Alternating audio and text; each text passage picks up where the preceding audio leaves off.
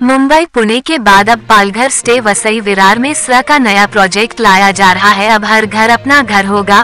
वसई विरार शहर महानगर पालिका क्षेत्र में झुग्गी पुनर्वास योजना स्लम रिहेबिलिटेशन स्कीम एक महत्वपूर्ण योजना है, जिसका उद्देश्य झुग्गी बस्तियों में रहने वाले लोगों को बेहतर आवास सुविधा प्रदान करना है।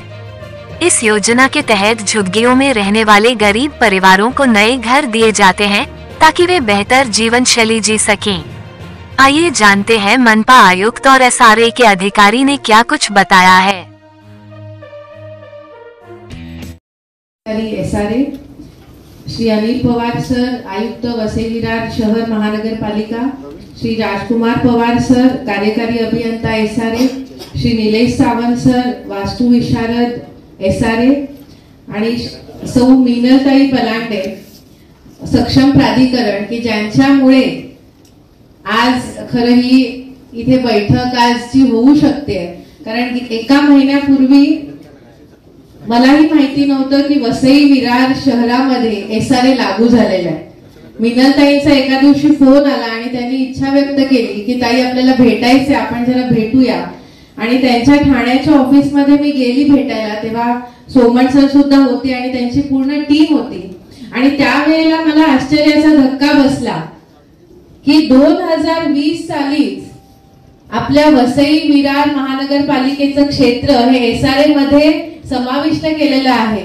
आणि मला आनंदाचा धक्का होता तो, कारण की आपल्या मनामध्ये सुद्धा आमच्या मनातही तेच होतं की ह्या सगळ्या अनधिकृत बांधकामांचं, ह्या सगळ्या झोपडपट्ट्यांचं, चाळ्यांचं करायचं काय, त्यांना कुठेतरी सुरक्षा देणं गरजेचं आहे, त्यांना अधिकृत करणं गरजेचं आहे। आणि त्यामुळे एसआरए आला पाहिजे हे प्रत्येकाच्या मनामध्ये आपल्या होतं। आणि ते जेव्हा कळलं की 2020 सालीच आलेलं आहे, पण आपल्याला 2024 पर्यंत या गोष्टीची माहितीच नव्हती। त्यामुळे मी त्यांना विनंती सगळ्यांना केली की तुम्ही सगळ्यांनी वसई मध्ये यावं, तुम्ही प्रेझेंटेशन द्यावं, आपल्या सगळ्या वसई मधल्या विकासकांना, वसई मधल्या आर्किटेक्ट्सना, वसईच्या बाहेरच्या विकासकांना सुद्धा आणि पत्रकारांना, सामान्य जनतेला ह्याची माहिती झाली पाहिजे। आणि त्यासाठी आज ते सगळेजण इथे उपस्थित राहिलेले आहेत। आपले नालासोपाऱ्याचे आमदार श्री राजन नाईकजी आणि बोईसर विधानसभेचे आमदार श्री विलासरे साहेब सुद्धा या कार्यक्रमाला उपस्थित राहिलेत। आणि आमच्या तिघांच्या म्हणेन की आमची तिघांची इच्छा पूर्ण झालेली आहे आज त्या सगळ्यांच्या इथे येण्याने। त्यामुळे मी सर्वप्रथम वसईकरांच्या वतीने, वसई तालुक्यातल्या सर्व नागरिकांच्या वतीने मी एसआरएचे आणि महानगरपालिकेचे आभार व्यक्त करेन की त्यांनी आज हा कार्यक्रम घेतला। आणि ही योजना जी आहे ही जनसामान्यांपर्यंत पोहोचवणं खूप गरजेचं आहे। कारण शेवटी झोपडीमध्ये राहणाऱ्याचं दुःख हे जो झोपडीत राहतो त्यालाच कळत असतं की गटार नाही, शौचालय नाही, पाणी नाही, लाईट नाही। आणि हे सगळं नसताना आपल्या डोक्यावरती कायम टांगती तलवार की कधी माझं घर तुटेल। ही टांगती तलवार जर आपल्याला दूर करायची असेल, वसई मधल्या प्रत्येकाला सन्मानाचं जीणं आपल्याला जर द्यायचं असेल, तर ही एसआरएची योजना आपल्याकडे लागू झाली पाहिजे। त्यासाठी मी सगळ्या आर्किटेक्ट्सना आणि विकासकांना मी विनंती करेन की तुम्ही अगदी खुल्या दिलाने वसईमध्ये या। तुमचं स्वागत आहे वसईमध्ये। तुमच्यावर कोणतेही दडपण नसणार आहे, तुमच्यावर कोणतीही भीती नसणार आहे, दहशत नसणार आहे। अगदी मोकळ्या वातावरणामध्ये तुम्हाला वसईमध्ये काम करायला मिळणार आहे। त्यामुळे तुम्ही सर्वांनी वसईमध्ये यावं आणि वसईतल्या जनतेचा खऱ्या अर्थाने आपण सगळ्यांनी मिळून विकास आपल्या मार्फत जर झाला तर ह्यापेक्षा चांगली गोष्ट कुठची असू शकणार नाहीये। त्यामुळे मला असं वाटतं की आपण सगळ्यांनी मिळून एक नवीन वसईच्या विकासाला सुरुवात करूया, सकारात्मकतेने सुरुवात करूया। कारण कोणत्याही गोष्टीची सुरुवात सकारात्मकतेने केली तरच त्याचा शेवट सकारात्मकतेने होऊ शकतो। म्हणून सगळ्यांनी आपण म्हणतो तिमिराकडून तेजाकडे जायचंय, अंधाराकडून प्रकाशाकडे जायचंय। तर आता ह्या सगळ्या अंधारातनं आपल्याला एसआरए प्रकाशाकडे घेऊन जाईल अशी मी आशा व्यक्त करते। आणि माझे काही प्रश्न आहेत, त्या प्रश्नाचं उत्तर तुम्ही दिलं की कोणती कागदपत्र आवश्यक आहेत झोपडपट्टी धारकाला पात्र होण्यासाठी। माझे काही आणखीन एक प्रश्न होते की खाजगी जागा जर असेल झोपडपट्टीची तर त्या जागा मालकाला त्या जागेचा मोबदला हा मिळू शकतो का, आणि मग तो कोण देणार, तो मोबदला कोण देतो. दुसरा माझा प्रश्न आहे की सरकारी जमीन, आपण म्हटलं की सरकारी जमिनीवरती आपण ही योजना राबवू शकतो, पण त्या सरकारी जमिनींमध्ये कुठल्या जमिनी येतात. कारण आमच्या वसईमध्ये सगळ्यात जास्त खांजण जमिनी आहेत, खारटणं आहेत.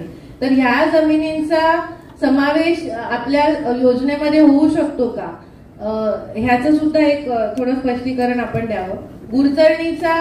गुरचरण होऊ शकतं का, गावठण होऊ शकतं का, तर कुठच्या होऊ शकतात योजनांमध्ये समावेश आणि कुठच्या होऊ शकत नाहीत. उदाहरणार्थ माझ्या माहितीप्रमाणे फॉरेस्ट लँड असेल तर ती आहे सरकारीच, पण ती होऊ शकत नाही. तर त्याचं थोडंसं स्पष्टीकरण आपण दिलं तर बरं पडेल.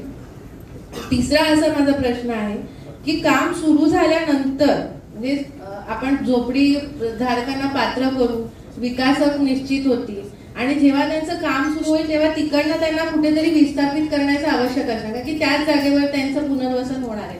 मग ती सोय त्यांची कुठे होणार, आपण त्यांना भाडं देणार आहोत की ट्रान्झिट कॅम्प मध्ये देणार आहोत, आणि त्याची पूर्ण व्यवस्था कशी असणार आहे, ते भाडं कोण ठरवणार, कसं त्यांना ते म्हणजे जो कोणी विकासक असणार तो भाडं देणार की आपल्याकडनं ते भाडं दिलं जाणार, ह्याची थोडी स्पष्टता व्हावी. आणि किती कालावधीमध्ये काम पूर्ण करणं बंधनकारक आहे. म्हणजे काही गोष्टी मी काही ठिकाणी मुंबईमध्ये असं बघितलंय की झोपडपट्टी पुनर्विकासासाठी लोक विस्थापित होतात, त्यांच्यासाठी ट्रान्झिट कॅम्प बांधला जातो, आणि मग त्या ट्रान्झिट कॅम्प मध्ये लोक वर्षानुवर्ष राहतात, ती बिल्डिंग कधीच पूर्ण होत नाही. तर त्याला काहीतरी एक मर्यादा असणं गरजेचं आहे. तर तो कालावधी काय असणार आहे. तर ह्या आपलं प्रेझेंटेशन ऐकताना मला पडलेले हे काही प्रश्न आहेत, आणखीन कोणाला पडले असतील तर ते विचारतील, पण मला असं वाटतं की तुमच्याकडे सगळी उत्तरं ही आहेत. तर आपण ह्या सगळ्या प्रश्नांची स्पष्टीकरण द्यावं, आणि पुन्हा एकदा मी तुमच्या सर्वांचे वसई तालुक्यातल्या सर्व नागरिकांच्या तर्फे खूप खूप आभार मानते. आणि आपण मला असं वाटतं सकारात्मक दृष्टिकोन घेऊन पुढे चालूया, आणि येणाऱ्या काळामध्ये वसई विरार आपल्या नरेंद्र मोदीजींचं स्वप्न आहे, आपले राज्याचे मुख्यमंत्री देवेंद्रजींचं स्वप्न आहे की झोपडपट्टी विरहित महाराष्ट्र असावा. तसंच आपण आता एक क्षण घेऊया की झोपडपट्टी विरहित आपला वसई विरार आपल्याला करायचंय. वसई विरार मधल्या प्रत्येक नागरिकाला आपल्याला सुरक्षा द्यायची आहे, त्यांना त्याच्या हक्काचं घर आपल्याला द्यायचंय, आणि त्यासाठी लोकप्रतिनिधी म्हणून आमची जिथे जिथे गरज लागेल, आमचं जिथे जिथे तुम्हाला सहाय्य लागेल, तिथे तिथे आम्ही तुमच्या सोबत आहोत, आणि लोकांचं हित जिथे आहे तिथेच आम्ही असणार आहोत. ह्याबाबत सगळ्यांनी निश्चिंत राहावं असं मला वाटतं. त्यामुळे तुमचे पुन्हा एकदा मी आभार मानते आणि थांबते. धन्यवाद. जय हिंद.